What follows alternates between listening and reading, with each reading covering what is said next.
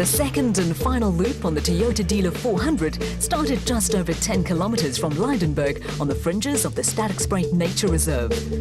This was the mountainous and rocky section of the route, and much to the relief of competitors, conditions were expected to be drier than on the first loop. Sniffing an historic maiden win for a diesel-powered vehicle in the Absa series, Woolridge and Schulthammer were now into the sort of terrain that is meat and drink to Woolridge. The Ford Ranger was also sounding in good shape, but behind them Chris Visser and Jaapie Badenhorst were still chasing. The Edenko 400 winners started the day chasing Ramon and Mariette Besaidnout, but were now chasing the Ford Ranger. There was also early special vehicle drama in Loop 2, with Evan Hutchison and Achim Bergman running into problems in the Motorrike Bat.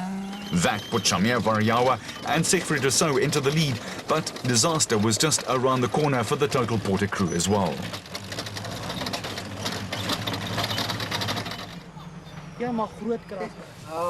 Coming together with a rock left the Total Porter with severe front suspension damage, and that was the end of their race.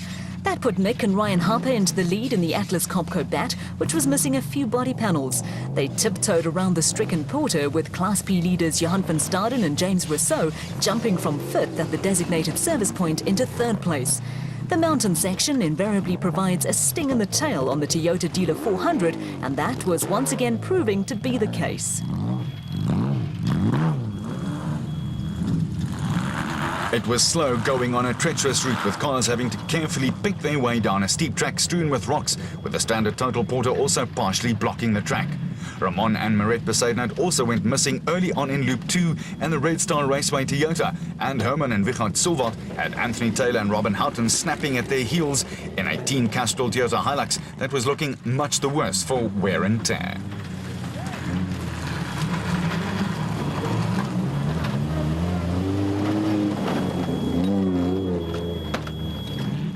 Veteran SA champions Hannes Grobler and Henny ter Steege in the RFS Toyota Hilux are wise in the way of hidden dangers on off-road routes and were gingerly feeling their way towards safer ground. The complexion of the race had changed in a short space of time, and both the special and production vehicle classes were primed for dramatic finishes. Unfortunately, we just came down this hill idling the car, and there was a hidden rock just about 10 meters behind us. Clipped it with the left wheel and took the arm apart. So unfortunately that's the race run for us, but we didn't know we were the first special year and 60 k's to go. It's unfortunate. After an unhappy first loop, Duncan Voss and Rob Howie were fully operational again in the second Castrol Toyota Hilux. They were on a charge, and with the second loop continuing to take its toll, the demise of the Edenko 400 winners Chris Visser and Jaapie Badenhorst lifted Voss and Howie into 4th place.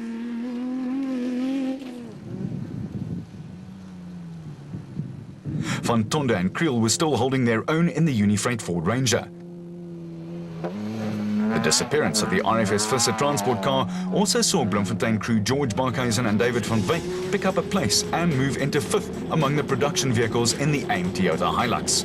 Apart from his interest in motor racing, Barkhuizen also has underwater hockey colours for the Free State and would have been quite comfortable on the wet first loop. Barkhuizen and Van Wyk were later to pick up a 15-minute penalty for speeding on an open section, but this was to have no effect on their final finishing position, with a top 5 finish a major boost for the pair. After battling along with electrical problems on the second loop, it was finally the end of the road for reigning South African champions Evan Hutchison and Achim Bergman in the Motorrike Bat.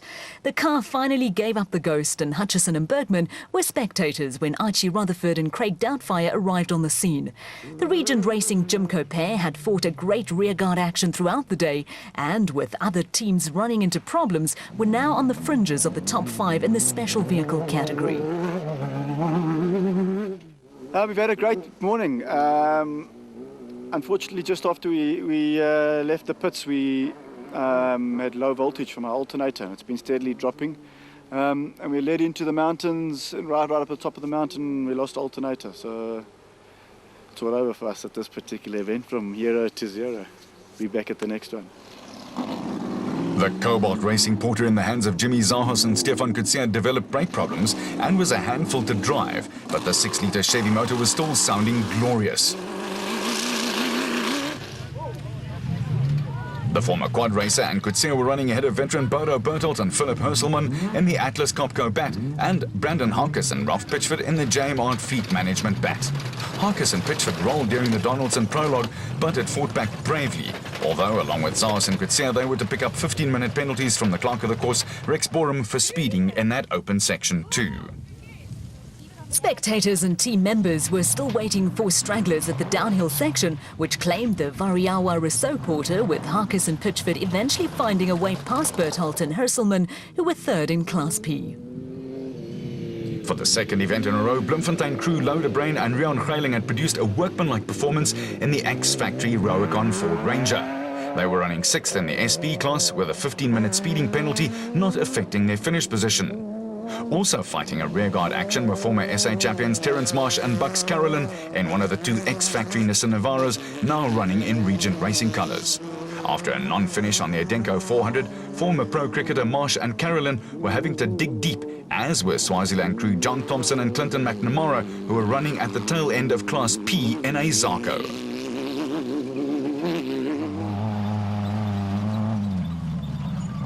It was turning out to be a happy reunion for brothers Hamish and Alistair Stubbs, with the Staffix Viper the only car still running in Class B.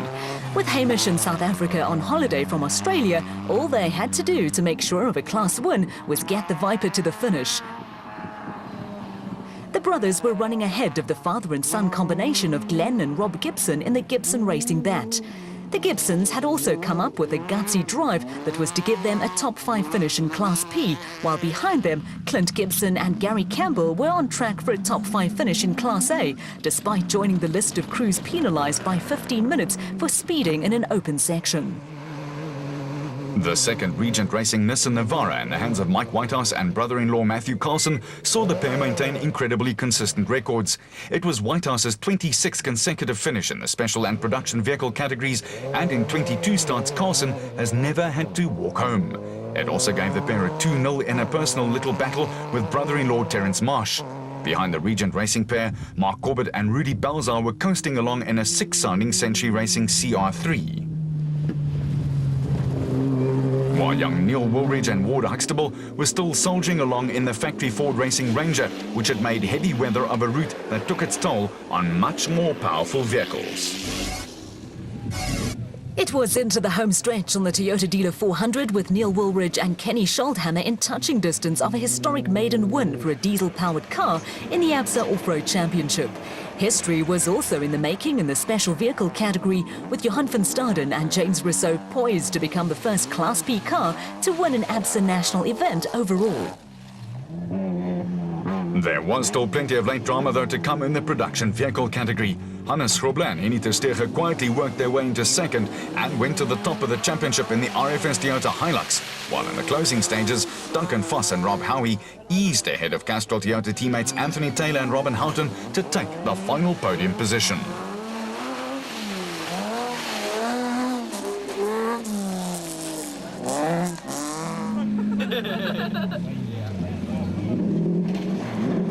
A late charge took Herman and Vichard Silwald into second overall and first in Class A in the Silwald Racing SVR, with the Palaboa pair edging out Nick and Ryan Harper in the Atlas Copco bat. The Harpers suffered in the wet and the mud with missing body panels, and later commented they thought they were on a Camel Trophy event. After a non-finish in the Cape, it was a good result for the Atlas Copco team, with George Barkhuizen and David van Wyk also delighted with their top 5 finish, despite overheating problems and getting stuck late in the race. Class A noses were further bloodied when Archie Rutherford and Craig Doubtfire in the Regent Racing Jimco and Bodo Bertelt and Philip Hurselman in the Atlas Copco bat brought Class B cars home 4th and 5th overall. It was a great recovery by the Atlas Copco pair, with Bertelt and Hurselman hit with a hefty time penalty after the prologue. In the first of 2 late drama cameos, Jimmy Zahos and Stefan Coetzee managed to get the Cobalt Racing Porters stuck in a river crossing. They were waiting with tow rope at the ready for the next car to come along and rescue them from their predicament. It was Terence Marsh and Bucks Carolyn who were next on the scene. The Porter was hauled to safety, with Zahos and Coetzee finishing the race on 3 wheels. Next up, for exactly the same performance that could easily have ruined their day, were Class B winners Hamish and Alistair Stubbs in the Staffix Viper.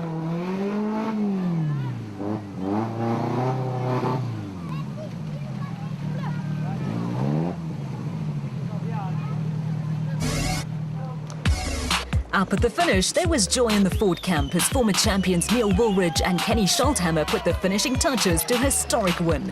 They were followed across the line by Hannes Grobler and Henny ter Steege in the RFS Toyota Hilux, with Duncan Force and Rob Howie also on the podium in the Castrol Toyota Hilux.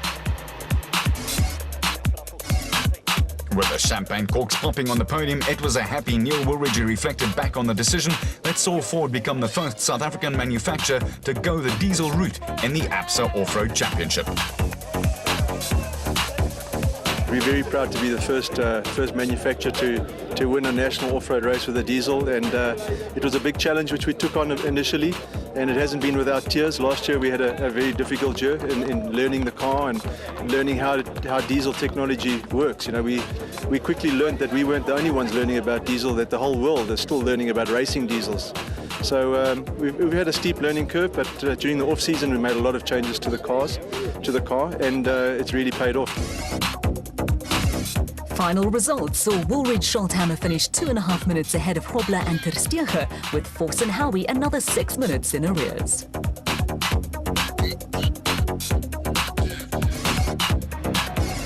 There was more history when a wet, tired and happy Johan van Staden and James Rousseau crossed the line to become the first Class P crew to win an ABSA national race overall.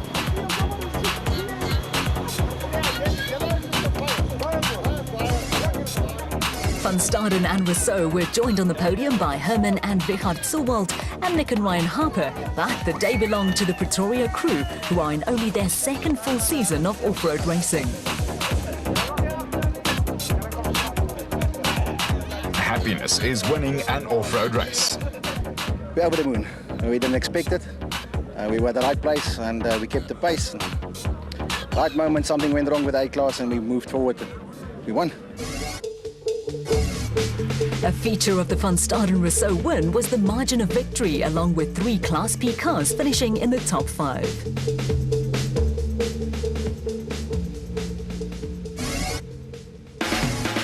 The next event on the ABSA Off-Road Championship calendar is the Sugarbelt 400 based at the Beaumont Eston Farmers Club in KwaZulu-Natal on May the 21st and the 22nd.